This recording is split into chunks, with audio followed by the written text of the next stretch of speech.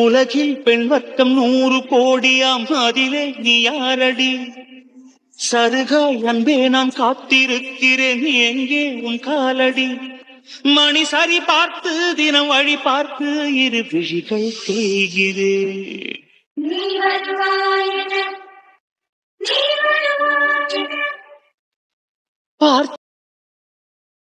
என்ன பாட்டி, சக்தி அவங்கள இன்னும் காணோம். 4 மணிக்கெல்லாம் வந்துடுவேன்னு சொன்னாங்க. மணி 6:30 மணி ஆயாச்சு, இன்னும் காணோம். பாட்டி, என் பையனுக்கு ஒன்றும் செஞ்சுருக்காதில்ல?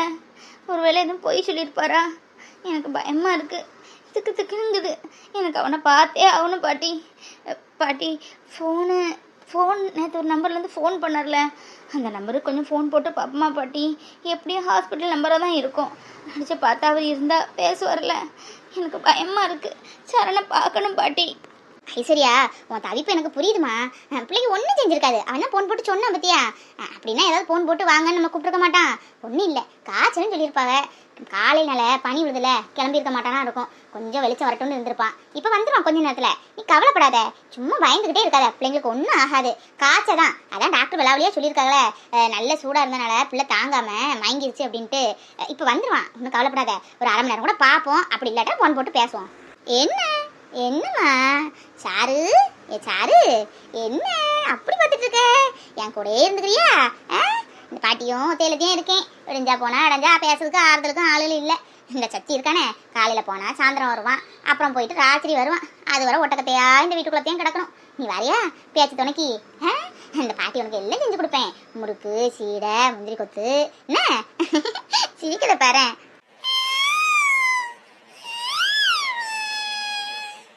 என்ன பேச பழகுறியாக்கும்? உன்ட்ட பேச்சு கொடுத்தாதான் நீ சீக்கிரம் ஆட்சி மாதிரி பேசாண்டா.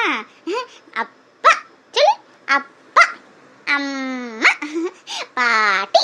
இப்படி தினம் சொல்லி கொடுத்தாதே நீ சொல்லுவ. அதுக்கு பாட்டிய மாதிரி ஒரு ஆள் பக்கத்துல இருக்கணும். என்ன தினம் இங்கிட்டு வந்துரு. நான் இருக்கேன், சக்தி இருக்கான், நல்லா பார்த்துக்கிடுவான். நான் உனக்கு எல்லாம் சொல்லி கொடுக்குறேன். சக்தி இருக்கான்ல, உன்னை ஊரெல்லாம் சுத்துவான் வச்சு. அவனுக்கு குழந்தைங்கன்னா கொல்ல பிரியம். அதுவும் பொம்பளை குழந்தைங்கன்னா கேட்கவே வேணாம். ஐச்சரியா, பிள்ளைய பேசாட்டு நாளையிலேருந்து இங்கே கொண்டு விட்டுறியாதாயி. நானும் ஒத்தையாயில தான் இருக்கேன். இந்த பேத்தி என்கிட்ட நல்லா சேர்ந்துக்கிட்டா. நான் பேச்சு துணைக்கு அவள் ஆச்சு, அவள் பேச்சு துணைக்கு நான் ஆச்சு. வேலை வேலைக்கு சாப்பாடெல்லாம் கொடுத்துருவேன். அதெல்லாம் நீ ஒன்றும் பயப்பட வேணாம். ராத்திரி மட்டும் உங்கள்கிட்ட கொண்டு விடுதானே. ஒரு வாரத்துக்காக விடுதாயி, எனக்கும் மனசுக்கு ஆறுதலாக இருக்கும்ல. கண்டிப்பாக பாட்டி. நாளைக்கு என்ன நாளைக்கு? இனிமேல் இவ உங்கள் பேத்தி இங்கேயே இருக்கட்டும். ராத்திரி மட்டும் கொண்டு விடுங்க போதும். அவளுக்கும் என்கிட்ட இருக்கிறத விட மற்றவங்க கூட ஊர் சுற்றது தான் ரொம்ப விரும்புவா. அவன் அப்படி இல்லை, என் பக்கத்துலேயே இருக்குன்னு நினைப்பான். இவளுக்கு வெளியெல்லாம் சுற்றணும். நீங்கள் எனக்கு எவ்வளவோ கைமாறு பண்ணியிருக்கீங்க பாட்டி. இந்த உதவியை நான் எப்போவுமே மறக்க மாட்டேன். அப்படியா? என் பேத்தி நானே பார்த்துக்கிட்டுமா பண்ணும். சாரு, இனி இந்த பாட்டி கொடுத்தே நீ இருக்க போற. ஆமா, ஒன்றுக்கும் கலங்காத, நாங்கள் இருக்கோம். ஏதோ சொல்லுவாங்களே, மழை போல இருக்கிற பிரச்சனையும் பனி போல மறைஞ்சு போகுன்ட்டு. கடவுளை கும்பிடுதாயி, எல்லாம் மாறும். நீ வேணா பாரு, இனி உனக்கு ஒவ்வொரு நாளும் நல்ல நாளாக தான் இருக்க போகுது. உன் வாழ்க்கை நல்லா மாறப்போகுது. நல்ல வருவதாயி. 2 பிள்ளைகளுக்கு தைரியம் தன்னம்பிக்கையும் கொடுத்து நல்லபடியாக வள. நல்ல பெரிய ஆளாக ஆக்கணும் பிள்ளையில. அந்த காலம் மாதிரிலாம் இல்லை. இந்த காலத்தில் பிள்ளைகளுக்கு படிப்புதியாக முக்கியம். நல்லா படிக்க வைக்கணுமா, பெரிய ஆளாட்ட வரணும். நம்ம ஊர் சில்லா கலெக்டராக வர வேணாம். என்னப்பா, என்ன வீட்டுக்கு வந்துட்டோம்? வீட்டுக்கு வரோன்னு தெரிஞ்சிட்டு இல்ல? கொஞ்ச நேரம் இரு, உங்க அம்மாட்ட கொண்டு உன்னை காமிச்சுக்கிட்டு அதுக்கப்புறம் இந்த ஊரெல்லாம் ரவுண்டு வருவோம். என்ன அம்மா பாவம்ல, தேடும்ல, பாக்கத பாறேன். இதோ சத்தியே வந்துட்டானே. வா. என்ன சரணு? வீட்டுக்கு வந்துட்டேன்டா. அம்மா அம்மாட்ட போ. உனக்கு ரொம்ப தான் கொழுப்பு. அம்மாட்ட வரமாட்டேன்னு சொல்ற? சரி சரி இருந்துக்கோ. டாக்டர் என்ன சொன்னாங்க? காய்ச்சல் இப்போ பரவாயில்லையா? காலையில் 4 மணிக்கே கிளம்பி வரதா தான் இருந்துச்சு. ஒரே மழை. இந்த மலையில பிள்ளைய கொண்டுட்டு வந்தா கூட மட்டும் உடம்பு முடியாம ஆயிட்டுனா என்ன செய்ய? அதான் வெளிச்சம் வரட்டுமேன்ட்டு அங்கேயே உட்காந்துருந்தேன். அப்புறம் வந்தாச்சு. ரவுண்டு போகணுமா, கூட ரவுண்டு போக மாட்டான்னு கேட்டா என்ன வைக்கிறான். மறுபடியும் ஒரு ரவுண்டு போனேன். 2 ரவுண்டு கூட்டிட்டு போயாச்சு. 3ஆவது ரவுண்டு கேட்டதுக்கும் வைக்கிறான். வீட்டுக்கு போயிட்டு சாப்பிட்டுட்டு அடுத்த ரவுண்டு போகண்டா, எனக்கு தெம்பு இல்லை அப்படின்னு சொல்லி கூட்டிட்டு வந்திருக்கேன். பிள்ளைக்கு உடம்புல கொஞ்சம் ஹெல்த் இல்லையா, அதுக்கு நிறைய பவுட்ரு என்னெல்லாமோ மருந்தெல்லாம் கொடுத்துருக்காங்க. இதெல்லாம் டைமுக்கு கொடுங்க. குழந்தைங்களுக்கு சத்துள்ளது நிறைய கொடுக்கணுமா, காய்கறியெல்லாம் அவிச்சு சூப் மாதிரி 2 பேர் நல்ல மிளகு போட்டு கொடுக்க சொன்னாங்க. அப்புறம் கீரை கூட வாரத்துக்கு ஒருக்க கடைஞ்சி சாதத்தில் போட்டு கொடுக்கலாமா, அதான் 5 மாதம் தாண்டிடுச்சுல அப்படின்னு சொன்னாங்க. அப்புறம் மாதுளம்பழம், தினமும் ஒரு மாதுளம்பழத்தை கொஞ்சம் ஜூஸ் எடுத்து கொஞ்சம் ஒரு 2 ஸ்பூன் அளவுக்கு கொடுக்க சொன்னாங்க. வேற என்னென்ன ஹெல்த்தியாக உண்டோ அதை கொடுக்க சொல்லியிருக்காங்க. பசும்பால் மெயினாக கொடுக்க சொல்லியிருக்காங்க. பிள்ளைக்கு கொஞ்சம் தண்ணி கலந்து, ரொம்ப திக்காக கொடுக்க வேண்டாம், தண்ணி கலந்து கொடுக்க சொல்லியிருக்காங்க. காய்கறி தாங்க ரொம்ப கொடுப்பேன். என்ன ஒன்று, அவள் கொஞ்சம் அடம் பிடிச்சாலும் சாப்பிட்ருவா. இவன் அப்படி இல்லை, கொஞ்சம் முரண்டு பிடிச்சிட்டே இருப்பான், எது கொடுத்தாலும் துப்பிக்கிட்டே இருப்பான். இன்னும் அடி கொடுத்தா நான் கொடுத்துருக்கேன். உங்களுக்கு தான் ரொம்ப சிரமத்தை கொடுத்துட்டேன். ரொம்ப நன்றிங்க. இந்த உதவியை நான் எப்போவுமே மறக்கவே மாட்டேன். எனக்கு என்ன செய்யனே புரியலை, அதான் இங்கே கூட்டிகிட்டு வந்தேங்க. தப்பாக எடுத்துக்காதீங்க. காசு எவ்வளோ ஆச்சு? என்னது காசா?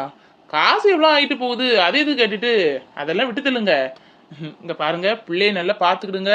டேய் புடியா, எல்லாம் சாப்பிட்ணும், வீட்டில் என்ன கொடுக்காங்களோ அதை சாப்பிட்ணும்.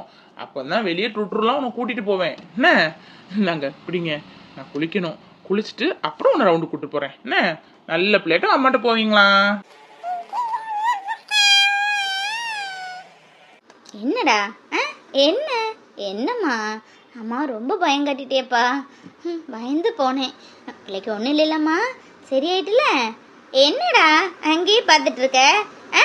பைக்கில் ரவுண்டு போகணுமா? போகலாம் போகலாம். முதல் சாப்பிட்டு மருந்தெல்லாம் போட்டுட்டு அதுக்கப்புறம் ரவுண்டு போகலாம்.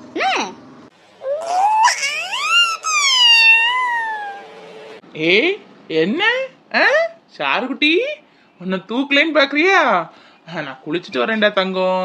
குளிச்சுட்டு ரெஃப்ரெஷ் ஆகிட்டு அப்புறம் வந்து பிள்ளையை தூக்குறேன். என்ன 2 பேரும் இருந்துக்கோங்க, வீட்டுக்கெல்லாம் போக வேண்டாம், இங்கே இருங்க.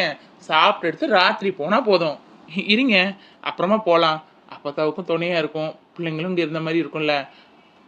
ஐயையோ இல்லைங்க, பாவம் நேற்று ஃபுல்லாக பாட்டியம்மா தூங்கவே இல்லை, முழிச்சே இருந்தாங்க.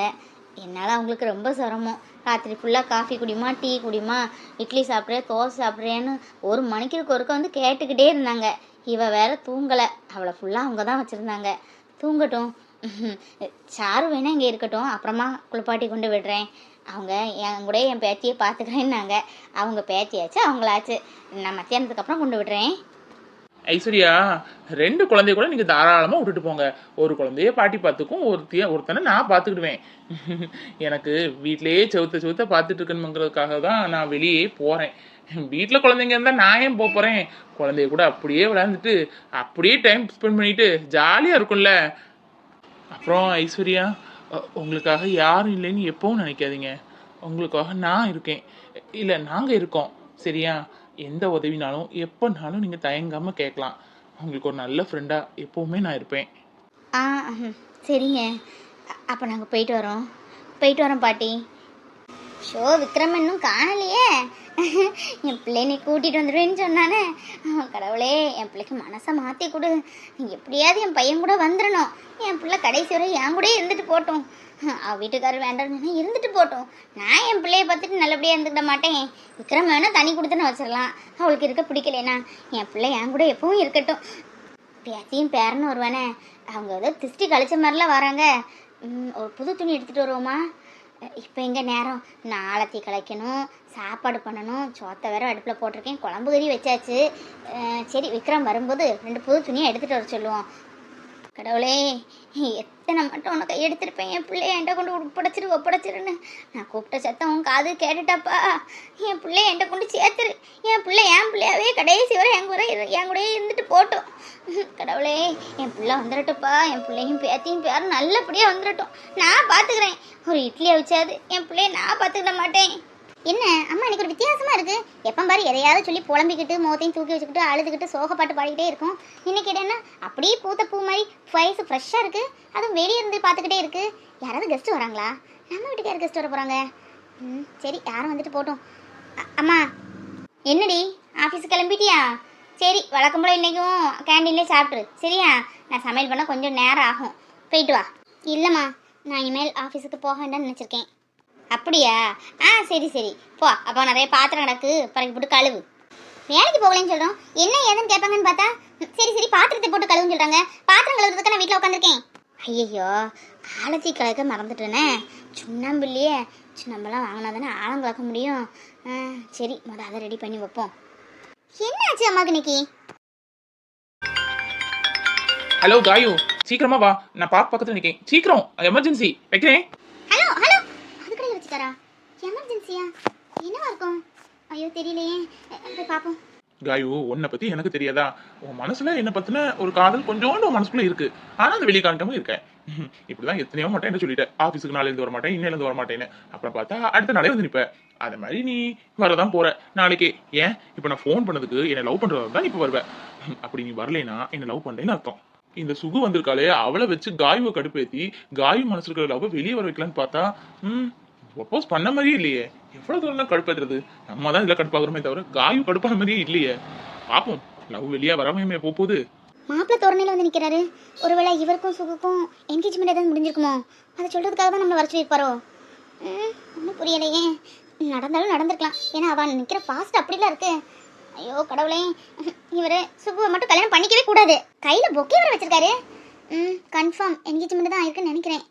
அவள் இவரை கொடுத்துருப்பா, இவர் நமக்கு கொடுக்கலான்னு வந்திருக்காரா? தெரியலையே.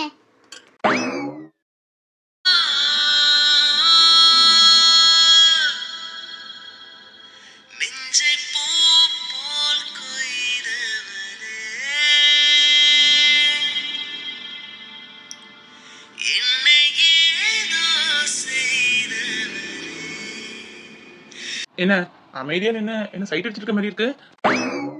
இல்ல இல்ல, அப்படிலாம் ஒன்றும் இல்லையே. கையில பொக்கே வச்சிருக்கீங்க, ஏதோ ஃபங்க்ஷனுக்கு போயிட்டு வந்த மாதிரி ட்ரெஸ் பண்ணிருக்கீங்களா? அதான் யோசிச்சுட்டு இருக்கேன். என்ன ஏதாவது ஃபங்க்ஷனா? ஆமா காயு, ஃபங்க்ஷன் தான். எனக்கும் சுகு இருக்கல்ல, அவளுக்கும் என்கேஜ்மெண்ட் இப்பதான் முடிஞ்சு வர்றேன். காயு, நீ நினைச்சது கரெக்ட், 100% கரெக்ட். அப்போ அவ கூட என்கேஜ்மெண்ட் முடிச்சிட்டு என்ன கடுப்பேத்த தான் வந்திருக்காரு போல. என்கேஜ்மெண்ட் முடிச்சிட்டு அங்கேயே இருந்து தொலைய வேண்டியதானே. என்ன எதுக்கு வர சொல்லணும்? அதுல என்ன சொல்றீங்க? உங்களுக்கு என்கேஜ்மெண்டா? சொல்லவே இல்லை. ஏய், சும்மா விளையாட்டுக்கு சொன்னேன். விளையாட்டுக்கு சொன்னா நம்பிடுவியா? என்கேஜ்மெண்ட் பண்ணதுக்கு பொண்ணு வேணும். பொண்ணு இங்க இருக்கும்போது என்கேஜ்மெண்ட் எப்படி நடக்கும்? விளையாட்டுக்கு சொன்னீங்களா? நான் கூட பயந்துட்டேன். எதுக்கு என்ன வர சொன்னீங்க? நான் நீங்க ஃபோன் பண்ணோன்னே எமர்ஜென்சின்னு சொன்னீங்களா? அதான் அப்படியே கிளம்பி வந்துட்டேன். என்ன காயும் இப்படி வந்திருக்கேன்? நேற்று எப்படி வந்திருந்த? கல்யாணம் ஆகி புது பொண்ணு மாதிரி அழகா இருந்த. அந்த புடவை, ஹேர் ஸ்டைலு, பூவு, ப்ளஸ் பாயிண்ட் அந்த பூ தான். அப்படி வருவேன்னு பார்த்தா இவ்வளோ சிம்பிளா வந்திருக்கேன். என் ஃப்ரெண்டுக்கு கல்யாணம், எல்லாரும் கப்புள்ஸா வருவாங்க, நான் மட்டும் சிங்கிளா போகணுமே, உன்னை கூட்டிட்டு போலாமேன்னு பார்த்தேன். சரி, காயும் எப்படி இருந்தாலும் அழகு தானே. ஏன் உங்க கூட உங்க அத்தை பொண்ணுன்னு சுகுன்னு ஒருத்தி கையை பிடிச்சிட்டே தெரியவாள, அவளை கூட்டிட்டு போக வேண்டியதானே? அதை விட்டுட்டு என்ன கூப்பிட்டுருக்கீங்க? நான் உங்களோட பர்சனல் செக்ரட்டரி தான். அவ தான் உங்களை கல்யாணம் பண்ண போற பொண்ணு. அது கல்யாணத்துக்கு அப்புறம் வேணா அவளை கூட்டிட்டு போறேன். கல்யாணத்துக்கு முன்னாடி நமக்கு பிடிச்சவங்களை கூட்டிட்டு போறது ஒன்றும் தப்பு இல்லையே. வா கிளம்பு. அவர் க்ளோஸ் ஃப்ரெண்டு கல்யாணம், ஃபோனில் சொல்லியிருக்கலாம்ல ஒரு ஃபங்க்ஷன் போகணும்னு. அவர் பாட்டி எமர்ஜென்சி கிளம்பி வந்துட்டாரு. நம்மளும் உடுத்த துணியோடு ஓடி வந்துட்டோம். நேற்று மாதிரி அழகாக புடவை கட்டி பூ வச்சிருந்தா எவ்வளோ நல்லா இருந்திருக்கும். காயோ என்ன காயோ, என் ஃப்ரெண்டு கல்யாணத்துக்கு கூட்டிட்டு வந்துட்டுமே, நேற்று கூட பட்டு புடவைலாம் கட்டி அழகா வந்தமே, இன்னைக்கு ஒரு கூப்பிட்டாருன்னு உடுத்த துணியோடு ஓடி வந்துட்டுமே, அப்படித்தானே யோசிச்சுட்டு இருக்கேன். ஒன்றும் இல்லை, காயு எப்படி இருந்தாலும் அழகா தான் இருப்பேன். எப்படி மனசுல நினைச்சதா அப்படியே சொல்லிட்டாரு? இல்ல கௌதம், அப்படியே நினைக்கவே இல்லையே. இவ்வளோ கூட்டமா இருக்கே, இன்னும் கொஞ்சம் கூட லேட்டா வந்திருக்கலாமே தான் யோசிச்சேன். நம்பிட்டேன் காயு, நம்பிட்டேன். ஏய் மாப்பிள, வெல்கம்டா. பார்த்து எவ்வளவு நாள் ஆச்சு. எல்லாரும் காலேஜ் லைஃப்ல எவ்வளவு ஜாலியா இருந்தோம் பத்தியா. இப்போ கல்யாணம் ஆகி குழந்தை குட்டின்னு அவங்கள பாக்குறதுக்கும் பிசினஸுக்குமே டைம் கரெக்டா இருக்கு. பேச கூட முடியல. இந்த வாட்ஸ்அப்பு, ஃபேஸ்புக்கு, இன்ஸ்டாலாம் இருக்கிறது எவ்வளோ யூஸ்ஃபுல் பத்தியா. எவ்வளோ பழைய ஃப்ரெண்ட்ஸ் ஆனாலும் தேடி கண்டுபிடிச்சிடலாம். வாட்ஸ்அப்ல குரூப் கிரியேட் பண்ணி பரவாயில்ல, எல்லாரும் ஒரு ஹாய்னா சொல்லிக்கிறோமே. என்ன மாப்பிள, ஒய்ஃபு குழந்தைங்களா எங்க கூட்டிட்டு வரலையா? அவங்களெல்லாம் கூட்டிட்டு வரலப்பா. கூட்டிட்டு வந்தா நிம்மதியாவே இருக்க முடியுது. அவங்க பின்னாடியே அலையதான் டைம் கரெக்டா இருக்கும். இது என்ன நம்ம ரிலேட்டிவ் ஃபங்க்ஷனா? ஃப்ரெண்டு ஃபங்க்ஷன்டா. ஃப்ரெண்ட்ஸு கூட ஜாலியாக வந்து நின்னமா, ஜாலியாக என்ஜாய் பண்ணமா, ஃப்ரெண்ட்ஸ் எல்லாம் மீட் பண்ணமா, பேசினமா பழைய கதை அப்படின்னு என்ஜாய் பண்ணிட்டு போகணும். அவங்களெல்லாம் கூட்டிட்டு வந்தா என்ஜாய் பண்ண முடியாது மாப்பிள. ஓ, இவங்க தான் அவங்களா? ஹாய், நிறைய சொல்லியிருக்காங்க அவங்கள பத்தி. இப்போ தான் மாப்பிள கல்யாணமே முடிஞ்சு. வா, பேச வேண்டியது எவ்வளவோ இருக்கு. ஃபர்ஸ்ட் ஒரு போட்டோ எடுத்துட்டு அதுக்கப்புறம் இருந்து பேசலாம். வாங்க. ஹாய் மாப்பிள, வாடா. என் ஃப்ரெண்ட்ஸ் எல்லாரும் வந்திருக்காங்க. எவ்வளவு வருஷம் கழிச்சு இப்பதான் ஒரு 10 நாளைக்கு முன்னாடி எல்லாரும் இன்ஸ்டால பேச ஆரம்பிச்சோம். வாட்ஸ்அப்ல குரூப் கிரியேட் பண்ணோம். 10 நாள் செம சேட்டிங் தான். வா வா மாப்பிள. ஹாய்டா, எப்படி இருக்க? நல்லா இருக்கியா? எவ்வளவு நாள் ஆச்சு பத்தியே பார்த்து. உன் கல்யாணத்துக்கு தான் எல்லாரும் மீட் பண்ணணும்னு இருந்திருக்கு. Anyway congratulations, happy wedding day. தேங்க்ஸ்டா. எப்படியோ கல்யாணத்துக்காக எல்லாரும் மீட் பண்ணுமே, அது வரைக்கும் சந்தோஷம். டேய் உன் ஆளு அங்கே நிக்கிறாங்க, கூட்டிட்டு வா. டேய் மாப்பிள, அன்னைக்கு நம்மள்ட்ட ஒரு பொண்ணை பத்தி பேசினால, அந்த பொண்ணு தான் அந்த பொண்ணு. அது யார் தெரியுமா? அவனோட பிஏ. அவனை தான் லவ் பண்றான், சின்சியர் லவ் பண்றான். ஒன் சைடு லவ்னு நினைக்கிறேன். எப்படியாவது இந்த கல்யாணம் முடியுதுக்குள்ள ஒன் சைடு லவ்வை 2 சைடு லவ்வா மாத்தி உன் கல்யாணத்துக்கு அப்புறம் அவன் கல்யாணம் நடக்கிற மாதிரி மாத்தி விட்டுறணும்டா. டேய், இன்னும் நம்ம அடிக்கடி மீட் பண்ணுவோம் போல இருக்க. உனக்கு கல்யாணம் முடிஞ்சுட்டா இன்னும் கொஞ்ச நாள்ல இன்னொருத்தனுக்கும் கல்யாணம் ஆக போகுது. யாரு நினைக்கிற? நம்ம மாப்பிள்ள கௌதமுக்கு தான். கல்யாணம் வேண்டாம் வேண்டாம்னு சொல்லிட்டு இருந்தான் பத்தியா? இப்போ கூட செக்ரட்டரியா வேலை பார்க்குற பொண்ணே கரெக்ட் பண்ணி கூட்டிட்டு இருந்திருக்கான் பத்தியா? கூடி சீக்கிரம் இந்த பொண்ணுக்கும் இவனுக்கும் கல்யாணம் நடக்கும் பாரு. நீ வேணா. டேய் சும்மா இருடா, நீ வேற எதையும் பொருத்தி போட்டுட்டு போயிடாத. பிசாட்டு இரி, யாருக்குமே இந்த சண்டையா போயிட்டு இருக்கு. அட காயு வா. அட காயு வா, நீ ஃப்ரெண்ட்ஸ் தான், வேற யாரும் இல்ல. வா காயு. ஐயோ பரவாயில்ல கௌதம், நீங்க போங்க. உங்க ஃப்ரெண்ட்ஸ் மேரேஜ் நீங்க போட்டோ எடுப்பீங்களா? அதை விட்டுட்டு போங்க, நான் வரல. அட என்ன காயு இவ்வளவு தூரம் வைக்கப்படுற? இதெல்லாம் நம்ம ஃப்ரெண்ட்ஸ் தான். எனக்கு ஃப்ரெண்ட்ஸ்னா உனக்கும் ஃப்ரெண்ட்ஸ் மாதிரி தான். ஒண்ணு வைக்கப்படாத, சும்மா நில்லு. போட்டோக்கு கெத்தா நிக்கணும். நாங்க ரெடிப்பா போட்டோ எடுக்க. ஃப்ரெண்ட்ஸ் எல்லாம் கூப்பிடுறா, எல்லாரும் சேர்ந்து போட்டோ எடுக்கலாம்ல.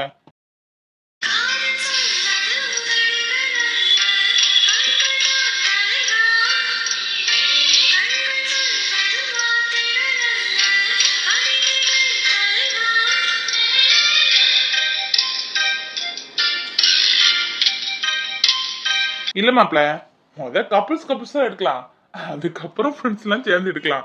ஏய் நீ சும்மா இருக்க மாட்டே போல இருக்க. கங்க்ராச்சுலேஷன்ஸ். தேங்க்யூ சோ மச்ங்க. கூடிய சீக்கிரம் கௌதம் கல்யாணத்துக்கு நாங்க வருவோம். காலேஜ்ல கல்யாணம் வேண்டாம் வேண்டாம் நிறைய பேர் சொன்னோம். ஆனா கல்யாணம் வேண்டாம் வேண்டாம்னு சொன்னவங்களாம் காலேஜ் முடிச்சோன்னா கல்யாணம் பண்ணிட்டாங்க. கல்யாணம் வேண்டான்னு சொன்னது கௌதம் தான். இன்னொரு கல்யாணம் நம்ம கண்டினியூ பண்ணிட்டு இருக்கான். அவங்க கடைசி வரை நாங்க பேச்சுலருக்கு விட மாட்டோம். எப்படியாவது அவனுக்கு கல்யாணம், அடுத்தது அவனுக்கு தான். இல்லைங்க, நீங்க சொன்னாலும் சொல்லாட்டாலும் அடுத்தது அவருக்கு தான் கல்யாணம் இருக்கும். அவருக்கு பொண்ணு கூட பார்த்துட்டாங்க. தாயு சும்மாரி, வீட்டு விஷயம் எதுவும் உங்களுக்கு தெரியாது. டேய் எனக்கு யாரும் பொண்ணெல்லாம் பார்க்கல. நான் ஒரு பொண்ணை ரொம்ப நாளா சைட் அடிச்சிட்டு இருக்கேன். பாப்போம் கூடி சீக்கிரம் அந்த பொண்ணை கல்யாணம் பண்ண முடியுமா, இல்ல கடைசி வரை தேவதாசா இருக்க முடியுமான்னு பாக்கலாம். சரி மாப்பிள, பந்திக்கு முந்தோண்டா. என்னைக்குமே ஒரு ஸ்லோகம் இருக்கு கல்யாண வீட்டுல, பந்திக்கு முந்தணும் படைக்கு பிந்தணும்னு. காலையிலேயே எந்திரிச்சது வயிறுலாம் கப கப கபன்னு பசிக்குது. வா, நல்ல ஒரு மட்டன் பிரியாணி எல்லாரும் சேர்ந்து சாப்பிடலாம். வாடா. ரொம்ப சந்தோஷமா இருக்கு காயு. எனக்கு எவ்வளவு சந்தோஷமா இருக்கு தெரியுமா? காலேஜ் லைஃபே திரும்ப கிடைச்ச மாதிரி ஒரு ஃபீலா இருக்கு இன்னைக்கு. நீ கூட கேப்பியே, உங்களுக்கு ஒரு ஃப்ரெண்டு கூடவா இல்ல அப்படின்னு. ஃப்ரெண்ட்ஸ் இருக்காங்க, யாரையும் கான்டாக்ட் இல்லாம இருந்து உன்ட்டு பேசினதுக்கு அப்புறம் தான் ஏன் நம்ம தனியாவே இருக்கணும், நமக்குன்னு ஃப்ரெண்ட்ஸ் இருக்காங்களே, அட்லீஸ்ட் ஹாய் ஹலோனாவது சொல்லலாம் அப்படின்னு சொல்லிட்டு தான் ஃபேஸ்புக்ல எல்லாத்தையும் சர்ச் பண்ண ஆரம்பிச்சேன். அதுல ஒவ்வொன்றா மாட்டுச்சுங்க. எல்லாத்தையும் இன்ஸ்டால பாதி கலெக்ட் பண்ணி வாட்ஸ்அப்ல குரூப் கிரியேட் பண்ணிட்டேன். இப்போ அதுல எப்படி பார்த்தாலும் ஒரு 50 ஃப்ரெண்ட்ஸ் கிட்ட இருக்காங்க. தினம் hi hello good morning good night அதுலேயே வாய்ஸ் நோட் அனுப்புறது, அப்படியே டைம் போயிடும். காயு, நான் முன்னாடி மாதிரிலாம் இப்போ லோன்லியா இருக்கிற மாதிரி ஃபீல் பண்றதே இல்லை. இப்போ ரொம்ப ஜாலியா இருக்கேன் சொல்ல போனா. முன்னாடிலாம் ரூம்லயே உட்காந்துட்டு ஃபீல் பண்ணி வருத்தப்பட்டு டிப்ரெஷன் ஆகி ஏன் மாத்திரை மருந்து எடுக்கிற அளவுக்குலாம் கூட போயிருக்கேன். இப்பதான் புரியுது நீ என்னைக்கு வேலைக்கு ஜாயின் பண்ணியோ அதுல இருந்து என் லைஃப் கொஞ்சம் கொஞ்சமா மாறிக்கிட்டே இருக்குது. என்னை சுத்தி இருக்கிறவங்கள கலகலப்பா வச்சுக்கணும், நம்மளுக்கு பிடிச்சவங்களையும் சேஃபா பாதுகாப்பா கலகலப்பா வச்சுக்கணும். அதான் என்னோட ஒரே இது. காயு, இப்போ நான் ரொம்ப சந்தோஷமா இருக்கேன். நான் நினைச்சதெல்லாம் நடந்துகிட்டே இருக்குது. எப்பவுமே சந்தோஷமா இருக்கேன். நான் நினைச்ச சுகர் ஃபேக்டரி, சின்ன பிள்ளைலேருந்தே எனக்கு ஒரு ஃபேக்டரி ட்ரீம் இருந்துச்சு. அதுவும் சுகர் ஃபேக்டரி, ரொம்ப பேர் வாங்கின ஃபேக்டரி. எனக்கே நான் கேட்ட ரேட்டு கொடுக்காங்கும்போது ரொம்ப எக்ஸைட்மெண்டிங்கா இருக்கு. நாளைக்கு அந்த டாக்குமெண்ட் இது வரை இருக்குது, நாளைக்கு போகணும். சாரி, நான் பாட்டு பளபளன்னு பேசிட்டே இருக்கேன்ல. ரொம்ப சந்தோஷமா இருக்கேன். அதான் காயு, ஒன்று கேட்குறேன். நீ என் லைஃப்ல என்னைக்கு வந்தியோ அன்னிலேருந்து என் லைஃப் ஸ்டெப் பை ஸ்டெப்பா மாறிக்கிட்டே இருக்கு. இன்னும் மாறணும்னு ஆசைப்படுறேன். நான் சொல்றது உனக்கு புரியுதுல காயு? புரியுது சார், கொஞ்சம் கையை விடுறீங்களா? வீட்டில் அம்மாட்ட சொல்லாமல் வந்துட்டேன். திடீர்னு எமர்ஜென்சின்னு கூப்பிட்டீங்களா? கல்யாணம் தெரிஞ்சுதான் நீங்களே போயிட்டு வாங்கன்னு சொல்லி அனுப்பியிருப்பேன். எமர்ஜென்சி சொன்னதுனால தான் அப்படியே போட்டு டெஸ்ட்டோடு ஓடி வந்துட்டேன். சரிங்க சார், நான் கிளம்புறேன்.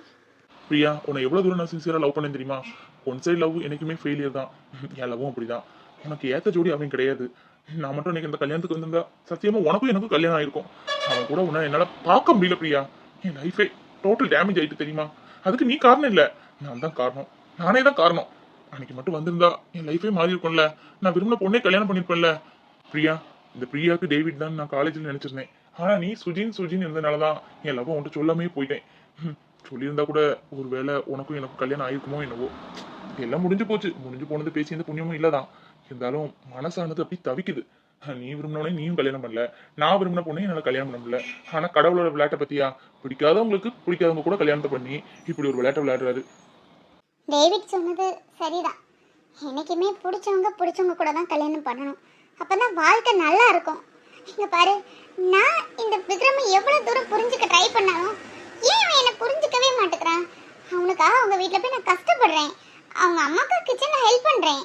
என்னோட வசதியான ஆடம்பரமான வாழ்க்கையெல்லாம் விட்டுட்டு அவங்க வீட்டில் ஒரு சிம்பிளான வாழ்க்கை வாழ்கிறேன். இதெல்லாம் அவனுக்கு புரிஞ்சுக்க தெரியாது. அத்தனை பேர் மத்தியில் அரைஞ்சிக்கிட்டு வீட்டுக்கு வான்னு கூப்பிட்டாரு. அப்புறம் வீட்டுக்கு வந்தாளா என்னன்னு ஒரு ஃபோன் கூட பண்ணலையே. டேவிட் சொன்னது சரிதான், எல்லாம் அப்பாவால தான். நம்ம வாழ்க்கையை ஆரம்பிச்சு வைக்கணும்னு நினச்சிக்கிட்டு முடிச்சு வச்சுட்டார்ல. நான் இன்னும் அந்த வீட்டுக்கு போக போகிறது இல்லை. வந்தாபா வராட்டா இரின்னு சொல்லிட்டு தானே போனாரு. அவரே வந்து கூப்பிட்டாதான் போவேன். கூப்பிட்டாலும் என் மனசுக்கு ஓகே இருந்தால் மட்டும்தான். இல்லை கடைசி வரை எங்கள் அம்மா வீட்டிலே நான் இருந்துட்டு போகிறேன். இங்கே இருக்கதான் எனக்கு பிடிச்சிக்கவும் செய்யுது. என் வாழ்க்கையே போச்சு. எப்போ பாரு அம்மா அப்பா அக்கா குழந்தைங்க சரியான சென்டிமெண்ட் ஃபுல்லாக இருக்கான். கல்யாணம் காண புதுசில் ஒவ்வொரு ஆம்பளைங்களும் எப்படி இருப்பாங்க, எவ்வளோ ரொமான்டிக்காக கிஃப்ட் பண்ணி சர்ப்ரைஸ் பண்ணி ஒவ்வொரு இடத்துக்கு கூட்டிகிட்டு போய் எவ்வளோ ஜாலியாக வச்சுருப்பாங்க. இவனுக்கு வாழவும் தெரியலை. அப்பா கூட நீ கேட்டார், வெளிநாட்டுக்கு போகிறீங்களா உள்நாட்டுக்கு போகிறீங்களா. நாங்கள் வெளியூரில் போகிறோம் அப்படின்னு ஒரு வார்த்தை சொல்ல தெரிஞ்சா பொழைக்கவும் தெரியலை. இவரெல்லாம் வச்சு நான் என்ன பண்ண போகிறனோ. என் லைஃப் ஃபுல் டேமேஜ் தான். பிரியா என்னாச்சு? ஏன் சோகமாக இருக்க? மாப்பிள்ளை எங்க? இல்லைம்மா, அப்படிலாம் இல்லை, சும்மா தான் உட்காந்துருக்கேன். அவர் வீட்டுக்கு போகிறேன்னு போனாருமா. வீட்டுக்கு போனாரா? ஒன்றை கூப்பிடாமையே போனாரு? என்கிட்ட கூட ஒரு வார்த்தை சொல்லலையே. ஏன் ரெண்டு பேரும் சண்டை போட்டிங்களா? சண்டைலாம் ஒன்றும் இல்லைம்மா. அவனுக்கு இந்த பார்ட்டிக்கு போகிறது பப்புக்கு போகிறது சுத்தமாக பிடிக்கல. நேற்று நீங்கள் கிளம்பி வந்துட்டீங்கல்ல, அதான் சித்தி உங்களுக்கு ஃபோன் பண்ணி சொன்னாங்கல்ல, எல்லாரும் முன்னாடி வச்சு அரைஞ்சிட்டாரு. ஒரு ஃபோன் பண்ணி கூப்பிடணும்னு தோணுச்சா? எனக்கு என்ன அவர் பாட்டு இருக்காரு. வீட்டுக்கு வந்த அப்புறமாவது ஏன் வரல எடுக்க வரலன்னு ஒரு வார்த்தை கேட்கலாம்ல. நான் வந்து ரூம்ல வந்து கேட்டிருக்கேம்மா. அப்படி கேட்டும் அவருக்கு கோவம் வந்துச்சு. அந்தால சரியான பட்டிக்கடை இருக்காரு. படிச்ச பட்டிக்காடுன்னு சொல்லுவாங்கல்ல, அது வேற யாரும் கிடையாது, இந்த விக்ரம் தான். வாழ்க்கையே எனக்கு வாழ பிடிக்கல தெரியுமா. அவங்கவுங்க ஸ்டேட்டஸுக்கு தக்கன கல்யாணம் பண்ணாதான் வாழ்க்கை நல்லா இருக்கும்னு சொல்லுவாங்க. அதே மாதிரி என்ன ஸ்டேட்டஸ் பார்க்காம ஒருத்தனுக்கு கல்யாணம் பண்ணி கொடுத்துட்டீங்களே, அவங்க ஃபேமிலிக்கு நம்ம ஃபேமிலிக்கு சுத்தமாக ஒத்தே போகாதுமா. விக்ரம் நான் சொல்றது கேட்கவே மாட்டேக்காரு. அவருக்காக நான் எவ்வளவோ தியாகம் பண்ணியிருக்கேன் தெரியுமா. அந்த வீட்டில் ஒரு ஏசி கூட இல்லை, அப்படி இருந்து கூட நான் அட்ஜஸ்ட் பண்ணி இருக்கலையா. அட்டாச் பாத்ரூமும் கிடையாது, எல்லாருக்கும் காமன் பாத்ரூம், அதை கூட நான் அட்ஜஸ்ட் பண்ணிட்டு இருக்கலையா. சாப்பாடெல்லாம் தினமும் இட்லி தோசை இதுதான், வேற எந்த டிஃப்ரெண்ட் ஃபுட்டும் கிடையாது. அதை கூட நான் அட்ஜஸ்ட் பண்ணிக்கிட்டேன். எவ்வளோ அட்ஜஸ்ட் பண்ணியிருக்கேன். மறுபடியும் இங்கே இருந்தது போதும், நீ எப்படி அவங்க கூட போய் ஆடலாம் அப்படி இப்படி நான் ஒரு மாதிரி பேசுறாரு. அதான் ரெண்டுத்துக்கு ஒரு சின்ன தகராறு. சரி வீட்டுக்கு வாடின்னு ஸ்ட்ராங்காக கூப்பிட்டா நான் போக மாட்டேனா. வந்தாவா வராட்டா போன்ட்டு போயிட்டாரு. என்ன பண்ண பிரியா, உன் தலையெழுத்து இப்படி ஆகும் நான் சத்தியமாக நினச்சே பார்க்கல. உன்னை ஒரு பெரிய கோடீஸ்வரனுக்கு கொடுக்கணும்னு நான் கனவு கண்டு வச்சிருந்தேன். என் கனவெல்லாம் சுக்குநூறாக போச்சு. நீ சொல்றது சரிதான். அதாவது அவங்க ஸ்டேட்டஸ் தக்கன கல்யாணம் பண்ணாதான் வாழ்க்கை நல்லா இருக்கும். படித்தவங்க கல்யாணம் பண்ணாதான் நல்லா இருப்பாங்க. நீ படித்தவ, வசதியானவ, பன்னீர்லேயே குளிச்சவ, அப்படி இருக்கும்போது உன்னை கொண்டு அந்த வீட்டுக்கு கொடுத்துட்டாருன்னு எனக்கு வருத்தம் தான். அன்னைக்கு நேரம் அப்படி இருந்திருக்கு. உனக்கு அவனை தான் கட்டணும்னு தலையில் எழுதி இருந்திருக்கு போல. அதான் இந்த சுஜினை விட்டுட்டு அவரை கட்டி வச்சிருக்கு உனக்கு. ஒன்றும் எனக்கு சொல்லதுக்கு இல்லை. சரி அவரை பேசி எடுத்து நம்ம வீட்டோடு மாப்பிள்ளை ஆக்கலான்னு பார்த்தா அதுக்கும் ஒத்து வர மாட்டேக்காரு. என்னதான் செய்ய சொல்லு, எல்லாம் உன் கையில் தான் இருக்குது. எப்படியாவது பேசி எடுத்து அந்த வீட்டில் போய் கொஞ்ச நாள் இருந்து ஏதாவது ஒரு சண்டையை போட்டு தனியாக போகிறோம், நீ பாட்டு கிளம்பி வந்துரு. அதுக்கப்புறம் பார்த்துக்கலாம். கொஞ்ச நாள் இப்படி தான் இருப்பானுங்க. ஏன் உங்கள் அப்பாவும் அப்படி தான். உங்கள் அப்பா குடும்பத்தோடு தான் கிடந்தாரு. எனக்கு காலையிலேருந்து ராத்திரி வர பொங்கி பொறிச்சு தீராது. பாத்திரம் கழுவணும், அதை கழுவணும், இதை கழுவணும். இத்தனைக்கு வீட்டில்